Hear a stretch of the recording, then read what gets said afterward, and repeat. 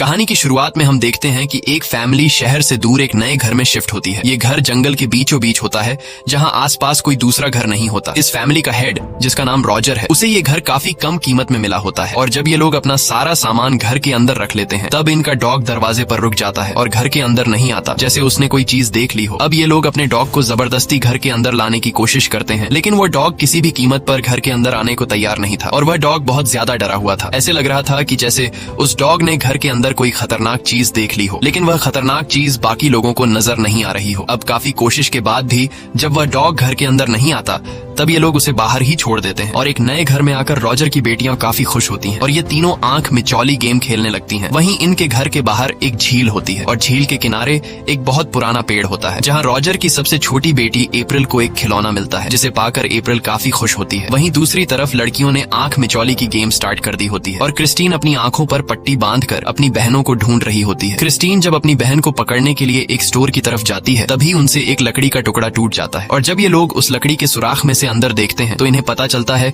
कि अंदर एक दूसरा कमरा है जिसे इन लकड़ियों से छुपा दिया गया है। तभी इनके फादर भी वहाँ आ जाते हैं और इनके फादर सामने लगी लकड़ियों को हटाकर उस कमरे के अंदर घुस जाता है। अंदर बहुत ही ज्यादा अंधेरा होता है, इसलिए इनके फादर माचिस जलाकर जब अंदर देखता है तो इसे पता चलता है कि ये एक बेसमेंट है जहाँ कुछ पुरानी चीजें रखी गई हैं। इसके बाद रॉजर वापस अपने बेटियों के पास आता है और इनसे कहता है कि अंदर कोई नहीं जाएगा क्योंकि अंदर बहुत सारी मकड़ियां हैं जो तुम्हें काट लेंगी। इसके बाद रॉजर उस दरवाजे को बंद कर देता है। अब रात हो जाती है और सभी सोने के लिए अपने अपने रूम में जाने लगते हैं, लेकिन तभी बाहर इनका डॉग जोर जोर से भौंकने लगता है। कुत्ते को भौंकता हुआ देखकर इन्हें कुछ अजीब सा लगता है, लेकिन फिर ये लोग उस पर ज्यादा ध्यान नहीं देते और सो जाते हैं। अगली सुबह कैरोलीन जब नींद से जागती है तो वो देखती है कि उसके पैर पर एक अजीब सा निशान है। उसे कुछ समझ नहीं आता कि अचानक ये निशान कैसे आए और जब वो अपने कमरे से बाहर आती है तो वो देखती है कि घर की सारी घड़ियां 3:07 पर बंद हो गई हैं। ये देखकर कैरोलीन परेशान हो जाती है और सीधा जाकर अपने हस्बैंड को ये सब बताती है। तब रॉजर अपनी वाइफ कैरोलीन से कहता है कि शायद कल गाड़ी में सामान लाते हुए किसी झटके की वजह से घड़ियां बंद हो गई हों। इसके बाद कैरोलीन रॉजर को अपने पैर पर निशान दिखाते हुए कहती है कि कल रात ये तुमने क्या कर दिया है। तब रॉजर कहता है कि मैंने कुछ भी नहीं किया। अब इन दोनों की बातें चल ही रही होती हैं कि तभी इन्हें बाहर से अपनी बेटी की जोर से चिल्लाने की आवाज सुनाई देती है, जिसे सुनकर ये दोनों फौरन दौड़ते हुए बाहर अपनी बेटी के पास पहुंचते हैं, जहां ये लोग देखते हैं कि इनके कुत्ते को किसी ने मार दिया है। ये देखकर इन तीनों को बहुत दुख होता है, लेकिन इन्हें अब तक समझ में नहीं आता कि इसकी मौत कैसी हुई। अब एक बार फिर से दिन गुजरता है और रात हो जाती है और ठीक 3:07 पर घर की सभी घड़ियां रुक जाती हैं, यानी कि फिर से बुरी चीजों का टाइम शुरू हो चुका है। यहाँ रॉजर जागा हुआ होता है क्योंकि उसे घर में किसी की आवाज सुनाई दे रही होती है, इसलिए जब वो अपने रूम से बाहर आता है तो वो अपनी बेटी को सीढ़ियों पर खड़ा हुआ देखता है। तब रॉजर अपनी बेटी से पूछता है कि क्या हुआ, तुम रात को इस तरह से क्यों खड़ी हो, जिस पर इसकी बेटी कहती है कि सिंडी को पता नहीं क्या हो गया है, वो अजीब सा बिहेव कर रही है। ये सुनकर रॉजर अपनी बेटी के रूम में जाता है और वहाँ वो देखता है कि उसकी बेटी सिंडी अपना सर सामने की अलमारी से पटक रही है। ये देखकर रॉजर को कुछ समझ नहीं आता कि आखिर उसकी बेटी ऐसा क्यों कर रही है, क्योंकि इसने पहले तो ऐसा कभी नहीं किया। इसके बाद रॉजर अपनी बेटी के पास जाता है और उसे हाथ से पकड़कर बेड पर सुला देता है। अगली सुबह एक बार फिर से कैरोलीन की बॉडी पर एक नया निशान आ गया होता है। ये देखकर कैरोलीन को लगता है कि शायद उसे कोई बीमारी हो गई। इसके बाद रॉजर जब काम के लिए जा रहा होता है तभी उसे घर के छत से किसी के गिरने की आवाज सुनाई देती है। रॉजर जब वहाँ जाता है तो वो देखता है कि छत से एक कबूतर नीचे गिरा हुआ है और वो कबूतर तड़प तड़प कर मर जाता है। ये देखकर रॉजर पूरी तरह से शॉक हो जाता है और रॉजर को भी समझ आ जाता है कि इस नए घर में कुछ न कुछ गड़बड़ है, क्योंकि जब से ये लोग इस नए घर में आए हैं तब से अजीब सी चीजें होने लगी हैं। लेकिन फिर रॉजर कुछ खास ध्यान न देते हुए काम पर चला जाता है। रॉजर के जाने के बाद उसकी 3 बेटियां भी स्कूल चली जाती हैं। अब यहाँ घर पर अकेली कैरोलीन और उसकी सबसे छोटी बेटी अप्रैल रह जाती है। कैरोलीन जब अपनी बेटी के रूम में आती है तो वो देखती है कि अप्रैल किसी से बात कर रही है। तब कैरोलीन अपनी बेटी से पूछती है कि तुम किससे बात कर रही हो, जिस पर अप्रैल बताती है कि इस म्यूजिक बॉक्स में मेरा एक दोस्त रहता है जो मुझसे बातें करता है और ये वही बॉक्स होता है जो अप्रैल को घर के बाहर पुराने बड़े पेड़ के पास मिला था। ये सुनकर कैरोलीन अपनी बेटी की बातों को मजाक में लेते हुए उस बॉक्स को प्ले करती है और इस बॉक्स के शीशे में अप्रैल के दोस्त को देखने लगती है, लेकिन उसे कुछ भी दिखाई नहीं देता। अब यहाँ अप्रैल अपनी मॉम से कहती है कि तुम मेरे साथ आंख मिचौली गेम खेलो। तब कैरोलीन अपनी बेटी की खुशी के लिए राजी हो जाती है और अपनी आंखों पर पट्टी बांधकर अपनी बेटी से कहती है कि तुम घर के किसी भी कोने में छुप जाओ और मैं तुम्हें ढूंढ लूंगी। तब अप्रैल भी ऐसा ही करती है और वो घर के एक कोने में छुप जाती है। इसके बाद कैरोलीन अपनी बेटी को ढूंढते हुए उसके कमरे में चली जाती है, जहाँ कमरे में एक अलमारी होती है और वो अलमारी अपने आप ही खुल जाती है। अलमारी के खुलने की आवाज कैरोलीन सुन लेती है और कैरोलीन को लगता है कि अलमारी को उसकी बेटी ने खोला है, इसलिए वो अपनी बेटी से कहती है कि क्लैप करो और तभी अलमारी में से से 2 हाथ निकलते हैं और 2 बार क्लैप करते हैं। क्लैप की आवाज सुनकर कैरोलीन धीरे धीरे अलमारी की तरफ बढ़ने लगती है। अलमारी के पास पहुंचकर उसे किसी के सांस लेने की आवाज सुनाई देती है। कैरोलीन को लगा कि यह उसकी बेटी सांस ले रही है, इसीलिए वो उसे पकड़ने की कोशिश करती है, लेकिन सामने से आवाज आने के बावजूद उसके हाथ कुछ भी नहीं लगता। ये देखकर वो घबरा जाती है और जल्दी से अपनी आंखों से पट्टी उतार देती है। तब उसे सामने अलमारी में कोई भी नहीं दिखता और तभी पीछे से उसकी बेटी आती है। अपनी बेटी को देखकर कैरोलीन हैरान रह जाती है और वो अपनी बेटी से पूछती है कि तुम कहाँ थी। तब अप्रैल बोलती है कि मैं तो क्रिस्टीन के कमरे में थी। ये सुनकर कैरोलीन पूरी तरह से चौंक जाती है और उसे समझ नहीं आता कि अलमारी में से क्लैप किसने की। अब रात होती है और जब क्रिस्टीन अपने बेड पर सो रही होती है तभी उसका पैर कोई जोर से खींच लेता है, जिससे वो जाग जाती है। शुरू में क्रिस्टीन को लगा कि यह उसकी बहन का मजाक है, लेकिन जब वो देखती है कि उसकी बहन तो बगल में सो रही है जबकि उसका पैर सामने से खींचा गया है, इसलिए वो बेड के नीचे देखती है, पर बेड के नीचे कोई भी नहीं होता और तभी उसे दरवाजे के पीछे कोई दिखता है। इसलिए वो अपनी बहन नैन्सी को जगाती है और उससे कहती है कि सामने के दरवाजे से हमें कोई देख रहा है। तब नैन्सी कहती है कि मुझे तो कोई भी दिखाई नहीं दे रहा और नैन्सी दरवाजे के पास भी जाती है और कहती है कि यहाँ पर कोई भी नहीं है, लेकिन यहाँ पर बहुत ही गंदी बदबू आ रही है। और तभी क्रिस्टीन नैन्सी को बोलती है कि वो तुम्हारे पीछे खड़ा है। अब जैसे ही नैन्सी पीछे मुड़कर देखने वाली होती है तभी अचानक दरवाजा जोर से बंद हो जाता है। यह देखकर दोनों बहनें जोर से चिल्लाने लगती हैं। इनकी आवाज सुनकर रॉजर और कैरोलीन दौड़कर उनके पास आते हैं और उनसे पूछते हैं कि क्या हुआ। तब क्रिस्टीन बताती है कि सोते वक्त किसी ने मेरा पैर खींचा, लेकिन रॉजर उसकी बात सीरियस नहीं लेता और उससे कहता है कि शायद तुमने कोई सपना देखा होगा। मगर क्रिस्टीन कहती है कि वो कोई सपना नहीं था, बल्कि वो मेरे सामने आया और उसने कहा कि मैं तुम्हारी पूरी फैमिली को खत्म कर दूंगा। लेकिन रॉजर और कैरोलीन को लगा कि हमारी बेटी ने कोई बुरा सपना देखा है, इसलिए यह दोनों अपनी बेटी के रूम से चले जाते हैं और हम रात के वक्त इनके घर को देखते हैं जो बिल्कुल एक सुनसान जगह पर होता है। यहाँ हम कैरोलीन को देखते हैं जिसे नींद नहीं आ रही होती, क्योंकि उसकी बॉडी पर हर रोज एक नया निशान पड़ने की वजह से वो परेशान हो रही होती है और उसे लगता है कि शायद उसे कोई मेडिकल प्रॉब्लम है। तभी उसे कमरे के बाहर से वही क्लैप की आवाज सुनाई देती है जो कुछ दिन पहले उसने अपनी बेटी के साथ आंख मिचौली की गेम खेलते हुए सुना था। इसलिए वो बाहर आती है, लेकिन बाहर कोई भी नहीं होता और अब वो जैसे ही सीढ़ियों के पास पहुंचती है तभी सीढ़ियों पर जितनी भी फोटोज लगी हुई थी वो अपने आप ही एक एक करके सब गिरने लगती है। ये देखकर कैरोलीन घबरा जाती है और नीचे आती है, लेकिन नीचे भी उसे कोई नजर नहीं आता। तभी उसे बेसमेंट से वही क्लैप की आवाज सुनाई देती है, जिसे सुनकर कैरोलीन बेसमेंट की तरफ जाने लगती है और बेसमेंट के पास पहुंचकर वो देखती है कि बेसमेंट का दरवाजा खुला हुआ है। अब इससे पहले कि कैरोलीन कुछ समझ पाती तभी पीछे से उसे धक्का लगता है और कैरोलीन सीढ़ियों से होते हुए सीधा नीचे बेसमेंट में गिर जाती है। बेसमेंट के अंदर उसे कोई भी नजर नहीं आता और तभी एक बॉल उसकी तरफ आकर गिरता है। यह देखकर कैरोलीन बहुत ज्यादा घबरा जाती है। अब कैरोलीन बेसमेंट से निकलने की कोशिश करती है, लेकिन तभी बेसमेंट का दरवाजा भी अपने आप ही बंद हो जाता है और बेसमेंट में रोशनी के लिए जो लाइट लगी हुई थी वो भी बुझ जाती है। लाइट के बंद होने के बाद अचानक बेसमेंट में से एक बच्चे की हंसने की आवाज आती है, जिसे सुनकर कैरोलीन बहुत ज्यादा डर जाती है और वो जल्दी से माचिस की एक तीली जलाकर थोड़ी बहुत रोशनी कर लेती है। लेकिन तभी कैरोलीन के पीछे से 2 हाथ आकर क्लैप करते हैं। यह देखकर कैरोलीन जोर से चीखती है। वहीं दूसरी तरफ सिंडी फिर से नींद में खड़ी होकर सामने की अलमारी से अपना सर मार रही होती है और उसके सर के ठक ठक की आवाज से उसकी दूसरी बहन जाग जाती है और वो सिंडी को पकड़कर बेड पर सुला देती है। लेकिन तभी फिर से अलमारी के अंदर से वही टक टक की आवाज आती है, जिसे सुनकर एंडी अपनी छोटी बहन सिंडी को देखती है जो कि सो रही होती है और यह देखकर एंडी घबरा जाती है, क्योंकि पहले तो सिंडी अपना सर अलमारी से पटक रही थी, लेकिन पता नहीं अभी कौन अलमारी से टक टक की आवाज कर रहा है। अब यह सब जानने के लिए एंडी जाकर अलमारी खोल देती है, लेकिन अंदर कोई भी नहीं होता और तभी बेड से सिंडी देखती है कि अलमारी के ऊपर एक औरत बैठी हुई है जो बहुत ही ज्यादा भयानक दिख रही है और तभी वो औरत एंडी पर कूद जाती है, जिससे यह दोनों लड़कियां जोर से चिल्लाने लगती हैं। उसी वक्त बाहर रॉजर काम से लौट रहा होता है और रॉजर अपनी बेटियों की चीखने की आवाज सुनकर दौड़ते हुए घर पर आता है। घर के अंदर आते ही उसे अपनी वाइफ कैरोलीन की बेसमेंट से आवाज आती है। तब रॉजर जल्दी से बेसमेंट का दरवाजा खोलकर अपनी वाइफ को बाहर निकाल लेता है, जिसके बाद यह दोनों ऊपर अपनी बेटियों के रूम की तरफ जाने लगते हैं। ऊपर वाले रूम में पहुंचकर यह लोग देखते हैं कि उनकी बेटियां बहुत ज्यादा घबराई हुई हैं। रॉजर अपनी बेटियों से कहता है कि मुझे कोई बताएगा कि आखिर यहाँ पे क्या हुआ है। तब उसकी बेटियों के साथ यहाँ जो कुछ हुआ था वो सब कुछ रॉजर की बेटियां उसे बता देती हैं। साथ ही उसकी वाइफ भी रॉजर को बेसमेंट का सारा किस्सा बताती है। ये सब सुनकर रॉजर और उसकी पूरी फैमिली समझ जाती है कि इस घर में कुछ ऐसा है जो बहुत ही ज्यादा खतरनाक है। इसलिए अगले दिन रॉजर और उसकी वाइफ कैरोलीन एक कपल के पास जाते हैं, जिसमें से हस्बैंड का नाम एडम और उसकी वाइफ का नाम सोफिया है। ये दोनों पैरानॉर्मल एक्सपर्ट होते हैं जो भूत, शैतान या किसी सोल को काबू कर सकते हैं। यहाँ कैरोलीन कैरोलीन एडम और सोफिया से कहती है कि मेरे घर में अजीब सी घटनाएं हो रही हैं, इसलिए आप दोनों मेरे घर पर आइए, हमें आपकी मदद की जरूरत है। लेकिन एडम और सोफिया इनके घर पर आने से इनकार कर देते हैं क्योंकि उन्हें लग रहा था कि यह इनका वहम हो सकता है।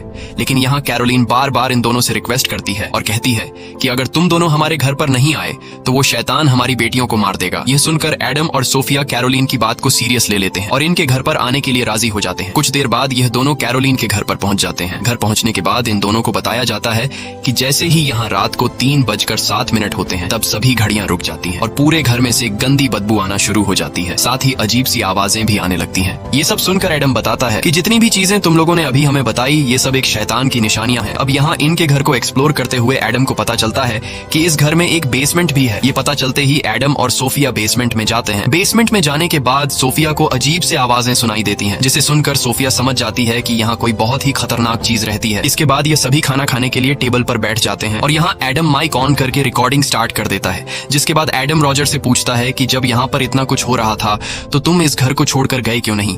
तब रॉजर बताता है कि मेरे पास जितने भी पैसे थे वो मैंने सब इस घर को खरीदने में लगा दिए, इसलिए अब मेरे पास और इतने पैसे नहीं हैं कि मैं एक दूसरा नया घर खरीद कर उसमें रह सकूं। दूसरी तरफ सोफिया घर की सबसे छोटी बेटी अप्रैल से बातचीत करती है और उससे पूछती है कि तुम्हारी मॉम ने मुझे बताया कि तुम किसी से बात करती हो। तब अप्रैल जवाब देती है कि वो मेरा दोस्त है और उसका नाम रोरी है और रोरी इस खिलौने में रहता है। ये सुनकर सोफिया अप्रैल से वह खिलौना लेती है और वह जब उस म्यूजिक बॉक्स को प्ले करती है तब उसे सच में म्यूजिक बॉक्स के सामने वाले शीशे में एक छोटा बच्चा दिखाई देता है। ये देखकर सोफिया अप्रैल से पूछती है कि तुम्हें यह खिलौना कहाँ पर मिला। तब अप्रैल बताती है कि मुझे यह खिलौना बाहर झील के किनारे पर खड़ा एक बड़े पेड़ के पास मिला। यह सुनकर सोफिया एडम के साथ सीधा उस बड़े पेड़ के पास आती है जहाँ पर अप्रैल को वह खिलौना मिला था और तभी सोफिया को कुछ ऐसा दिखाई देता है जिससे वो पूरी तरह से घबरा जाती है। यहाँ सोफिया एक औरत को देखती है जो उस बड़े पेड़ से लटकी हुई होती है। अब यहाँ सोफिया को धीरे धीरे सब कुछ समझ आने लगा था, इसलिए ये दोनों अंदर आते हैं और कैरोलीन से कहते हैं कि हमें तुम्हारे घर को पवित्र करना होगा। वैसे तो यहाँ पर बहुत सारी आत्माएं हैं, लेकिन यहाँ पर एक काला साया है जिसने आपके घर और इस घर की जमीन पर कब्जा कर लिया है और वह काला साया बहुत ही ज्यादा पावरफुल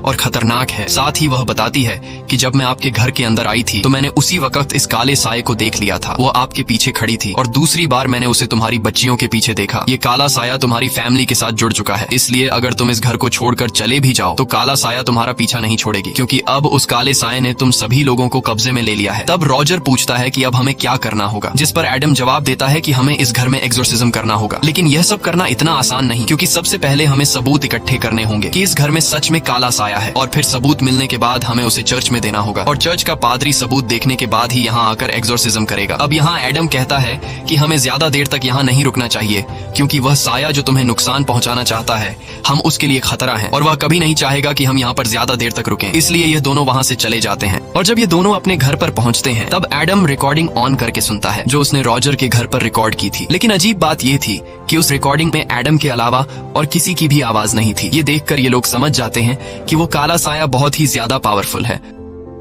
और वो हर एक चीज पर कंट्रोल कर सकता है। अब यहाँ सोफिया एडम को उस घर की सारी सच्चाई बताने लगती है कि 1971 में उस घर में 2 कपल रहा करते थे और उस आदमी की वाइफ शैतान की पूजा किया करती थी और वो औरत काले जादू पर विश्वास रखती थी। लेकिन इस बारे में उस औरत के हस्बैंड को कुछ पता नहीं था और एक दिन उस औरत ने शैतान को खुश करने के लिए अपने 7 साल के बच्चे को जलाकर उसकी बलि दी थी। और जब इस बात की खबर उस औरत के हस्बैंड को लगी तो उस आदमी ने अपनी वाइफ को बाहर झील के किनारे उस बड़े पेड़ पर लटकाकर मार डाला। और जब वह आदमी अपनी वाइफ को मार रहा था तब उस टाइम घड़ी पर 3:07 हो रहे थे और बस उस दिन के बाद से उस घर में बुरी चीजें शुरू हो गई। इसके बाद उस घर में जो कोई भी आता तो उस औरत की आत्मा उन लोगों को मार डालती। उस बुरी आत्मा ने एक बच्चे और एक नौकरानी को भी मार दिया है, इसीलिए अब इस घर में और भी बहुत सारे आत्माएं रहती हैं। अब इन दोनों की बातें चल ही रही होती हैं कि तभी इन्हें रिकॉर्डर पर उस काले साये की आवाज सुनाई देती है और जब ये लोग घड़ी की तरफ देखते हैं तब घड़ी में 3:07 हो रहे होते हैं। अगले दिन सोफिया और एडम एक पुलिस ऑफिसर और एक कैमरामैन के साथ उस घर पर जाते हैं ताकि ये लोग सबूत इकट्ठा कर सकें। ये लोग घर के हर एक कोने में माइक और कैमरा फिट कर लेते हैं ताकि यहाँ रात को कोई भी हरकत हो तो ये लोग उसे कैमरे में रिकॉर्ड कर सके। वहीं दूसरी तरफ सोफिया कैरोलीन से बात कर रही होती है। तब कैरोलीन सोफिया को अपनी फैमिली की फोटोज दिखाते हुए कहती है कि मैं अपने बच्चों से बहुत ज्यादा प्यार करती हूँ, इसलिए तुम जैसे भी करके उस काले साये से मेरे बच्चों को बचा लो। सोफिया जवाब में कहती है कि तुम परेशान मत हो, बस तुम अपने आप को मजबूत रखो। उस काले साये के सामने तुम खुद को जितना कमजोर करोगी वो तुम पर और ज्यादा हावी होने लगेगा। अब यहाँ पूरे घर में कैमरा और माइक फिट करने के बाद जब सारी तैयारियां हो जाती हैं तब ये लोग उस काले साये का इंतजार करते हैं, लेकिन आज रात उस घर में कुछ भी नहीं होता क्योंकि वो काला साया बहुत ही चालाक होता है और उस काले साये को इनकी चाल का पता चल जाता है। अगली सुबह सभी लोग मिलकर नाश्ता करते हैं और सोफिया कैरोलीन को आराम देने के लिए जब कपड़े तार पर सुखा रही होती है तभी अचानक एक कपड़ा उड़ जाता है और वह साया सोफिया के सामने खड़ा हो जाता है। लेकिन तभी वह कपड़ा उड़कर सीधा कैरोलीन के कमरे की खिड़की से जाकर चिपकता है। लेकिन जैसे ही वह कपड़ा खिड़की से हटता है सोफिया को उस काले साये का चेहरा साफ दिखाई देता है और अब वह काला साया कैरोलीन के कमरे में घुस चुका होता है। इसलिए सोफिया दौड़ते हुए कैरोलीन के कमरे की तरफ जाने लगती है, लेकिन इससे पहले कि सोफिया कैरोलीन के कमरे तक पहुंच पाती तब तक वह काला साया कैरोलीन के मुंह में एक ब्लैक कलर का लिक्विड डालकर कैरोलीन को पूरी तरह से खुद के कंट्रोल में कर लेता है। कैरोलीन जब जागती है तो उससे कुछ पता नहीं चलता कि उसके साथ क्या हुआ, बल्कि उसे लगा कि शायद उसने कोई बुरा सपना देख लिया है। अब एक बार फिर से रात हो जाती है और सभी लोग एक बार फिर से सबूत इकट्ठा करने के इंतजार में बैठे होते हैं। यहाँ इनके साथ जो पुलिस ऑफिसर होता है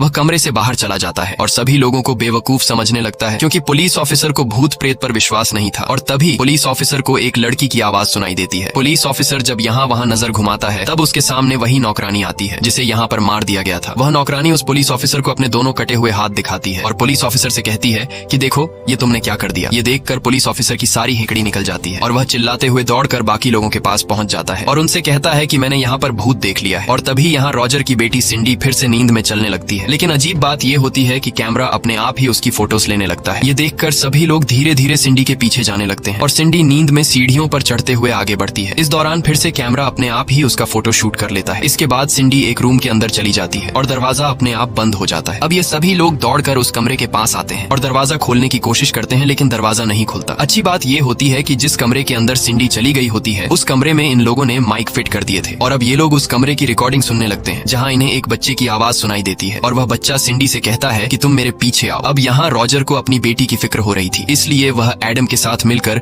उस कमरे का दरवाजा तोड़ देता है। लेकिन कमरे के अंदर जाने पर रॉजर को अपनी बेटी कहीं पर भी दिखाई नहीं देती। ये लोग सिंडी को चारों तरफ ढूंढते हैं, लेकिन सिंडी इन्हें कहीं पर भी नहीं मिलती। और तभी इन लोगों को सामने एक अलमारी दिखती है। जब ये लोग उस अलमारी को खोलते हैं तब उस अलमारी में एक बड़ा सा सुराख हुआ होता है और जब ये लोग सुराख के अंदर देखते हैं तो अंदर एक कोने में सिंडी बैठी होती है, जिसके बाद ये लोग सिंडी को सही सलामत वहाँ से निकाल लेते हैं। अब यहाँ अप्रैल जो रॉजर की सबसे छोटी बेटी होती है, जिसे बाहर पेड़ के पास खिलौना मिला था, वह सोफिया को बताती है कि मेरा दोस्त रोरी जब ज्यादा डरा हुआ होता है तो वह उस अलमारी के पीछे उस कोने में बैठता है जहाँ पर अभी सिंडी बैठी थी। ये पता चलते ही सोफिया सीधा उस अलमारी के पीछे सुरंग में जाती है जहाँ सोफिया को एक रस्सी मिलती है। ये वही रस्सी होती है जिसे इस घर के सबसे पहले मालिक ने अपनी वाइफ को बाहर बड़े पेड़ से लटका दिया था। तभी अचानक सोफिया के पैरों के नीचे लकड़ी टूट जाती है और सोफिया सीधा नीचे बेसमेंट में गिरती है। वहाँ पर वही म्यूजिक बॉक्स भी रखा हुआ होता है और जब सोफिया उस म्यूजिक बॉक्स के शीशे में देखती है तो उसे रोरी की मॉम दिखाई देती है और तभी रोरी की मॉम उसके सामने आती है और रोरी की मॉम सोफिया से कहती है कि मैं अपने बच्चे रोरी को नहीं मारना चाहती थी, लेकिन उस शैतान ने मुझसे ये जबरदस्ती करवाया। ये सुनकर वो शैतान रोरी की मॉम को गायब कर देता है और खुद रोरी की मॉम की बॉडी में आकर सोफिया को मारने लगता है। तब सोफिया किसी तरह करके खुद को बचाते हुए वहां से भागने लगती है, लेकिन तभी वो काला साया सोफिया के गले का लॉकेट पकड़कर खींच लेता है। लकीली उसी वक्त एडम बेसमेंट का दरवाजा खोलकर सोफिया को तो बचा लेता है, लेकिन अब उस काले साये के पास सोफिया का लॉकेट था जिसमें सोफिया की बेटी की फोटो थी। अब यहाँ सोफिया बाहर आकर सभी को बताती है कि मुझे पता चल गया है कि यहाँ पर जो काला साया है वो बच्चों की माँ को अपने वश में करके उससे जबरदस्ती उसके अपने ही बच्चों को मरवाता है और कैरोलीन के बॉडी पर जो निशान आए हैं वो किसी बीमारी की वजह से नहीं आए, बल्कि यह उसी काले साये ने तुम्हें दिए हैं और अब वह साया भी तुमसे तुम्हारे बच्चों को मरवाना चाहता है, जैसे उसने पहले भी यहाँ रहने वाले लोगों से करवाया। अब यहाँ पर जो साया होता है उसे पता चल जाता है कि मेरा राज खुल चुका है और तभी घर का सारा सामान यहाँ वहाँ गिरने लगता है। इसके बाद वो साया रॉजर की बेटी नैन्सी को बालों से पकड़कर खींचता है और उसे सामने के दीवार से पटकता है, लेकिन यह लोग जैसे तैसे करके नैन्सी को छुड़ा लेते हैं और फिर पूरी फैमिली इस घर से बाहर निकलकर इस घर को छोड़ने का फैसला कर लेते हैं, क्योंकि अब उनके पास सबूत भी आ चुके हैं जिससे यह लोग चर्च में दिखा सकते हैं। अब जैसे ही यह लोग यहाँ से जाने वाले होते हैं तभी सोफिया को पास के झील के पानी से अपनी बेटी की आवाज सुनाई देती है, जिसे सुनकर सोफिया घबरा जाती है और वो झील की तरफ जाती है जहाँ झील के पानी में उसे अपनी बेटी की मरी हुई लाश दिखाई देती है। यह देखकर सोफिया बहुत ज्यादा डर जाती है और वो जल्दी से घर में वापस आकर अपने घर कॉल करके अपनी बेटी से बात करती है और उसे पता चलता है कि उसकी बेटी सही सलामत है। ये सब सुनकर सोफिया सुकून की सांस लेती है, लेकिन वह अपने हस्बैंड के गले लगकर रोते हुए कहती है कि यह उस काले साये की तरफ से हमें वार्निंग वार्निंग दी जा रही है। इसके बाद सोफिया और एडम चर्च के पादरी के पास पहुंचते हैं और उसे सारे सबूत दिखाते हैं। पादरी उन फोटोज में उस काले साए को देख लेता है, लेकिन पादरी कहता है कि हमें एक्सोर्सिज्म के लिए आगे से परमिशन लेनी होगी, जिसमें कुछ दिन लग सकते हैं। वहीं वो काला साया जान जाता है कि एडम और सोफिया को वार्निंग देने के बावजूद भी यह लोग अपने काम से पीछे नहीं हट रहे, इसलिए वो काला साया सोफिया की बेटी के पास जाता है जो अपने रूम में सो रही होती है, और तभी वह काला साया सोफिया की बेटी का पांव खींच लेता है। दरअसल यह काला साया यहाँ तक उस लॉकेट की वजह से पहुंच गया होता है, जो लॉकेट सोफिया से बेसमेंट में रह गया था, जिसमें सोफिया की बेटी की फोटो होती है। अब यहाँ वो साया जैसे ही सोफिया की बेटी को नुकसान पहुंचाने वाला होता है, तभी एडम और सोफिया वहां पहुंच जाते हैं और अपनी बेटी को बचा लेते हैं। वहीं दूसरी तरफ हम कैरोलीन को देखते हैं, जो अब पूरी तरह से उस काले साए के वश में आ चुकी है, और कैरोलीन ने अपनी दो बेटियां क्रिस्टीन और अप्रैल को गाड़ी में बिठाया होता है, जिसे कैरोलीन वापस उस साए वाले घर में ले जा रही होती है। अब जब रॉजर अपने नए घर में आता है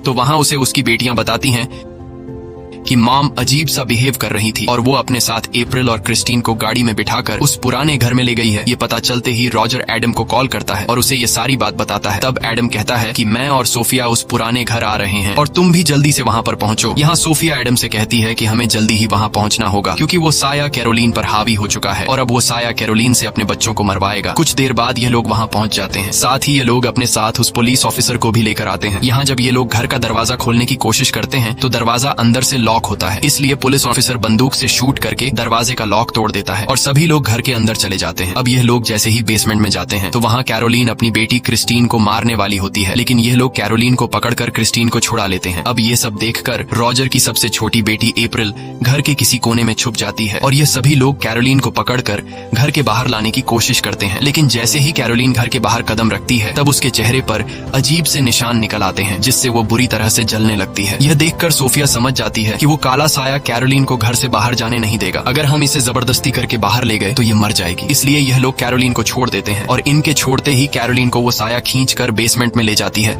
इसके बाद ये सभी लोग कैरोलीन के पीछे बेसमेंट में जाते हैं, जहाँ कैरोलीन बहुत ज्यादा गुस्से में होती है और इन लोगों से कंट्रोल नहीं होती। तभी कैरोलीन उस पुलिस ऑफिसर को काट लेती है, जिससे उस पुलिस ऑफिसर के कान से खून निकलने लगता है। पर ये लोग जैसे तैसे करके कैरोलीन को पकड़कर उसे कुर्सी के साथ बांध लेते हैं। वहीं दूसरी तरफ एडम का एक साथी अप्रैल को ढूंढने लगता है, जो कुछ देर पहले डर के मारे घर के किसी कोने में छुप गई होती है। अब यहाँ एडम कहता है कि हमें पादरी को बुलाकर इस जगह को पवित्र करना होगा, लेकिन सोफिया कहती है कि पादरी को यहाँ आने में टाइम लगेगा। जब तक पादरी यहाँ आएंगे तब तक कैरोलीन बच नहीं पाएगी, इसलिए अब एडम खुद एक्सोर्सिज्म करने के लिए तैयार हो जाता है। तब सोफिया एडम से कहती है कि ऐसा करना बहुत ही खतरनाक है, इसमें तुम्हारी जान भी जा सकती है, लेकिन एडम कहता है कि मुझे ऊपर वाले ने इसी काम के लिए बनाया है। इसके बाद एडम किताब पढ़ना शुरू कर देता है और एडम के मंत्र पढ़ने से उस काले साए को तकलीफ होने लगती है, जिस वजह से कैरोलीन के मुंह से खून निकलने लगता है, लेकिन एडम नहीं रुकता और मंत्र पढ़ता जाता है। अब देखते ही देखते बेसमेंट की जमीन हिलने लगती है और घर के बाहर काले कौवे आकर मंडराने लगते हैं और जिस कुर्सी पर कैरोलीन बैठी होती है वह अपने आप ही हवा में उड़ जाती है। ये देखकर एडम और भी तेजी से मंत्र पढ़ने लगता है और तभी वह कुर्सी उलट जाती है। अब वह काला साया एडम के मंत्र को रोकने के लिए उस कुर्सी को नीचे जमीन पर गिरा देता है,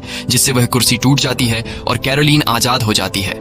वहीं दूसरी तरफ एडम का जो साथी अप्रैल को ढूंढ रहा होता है उससे अप्रैल मिल जाती है और एडम का साथी जोर से बोलता है कि मुझे अप्रैल मिल चुकी है।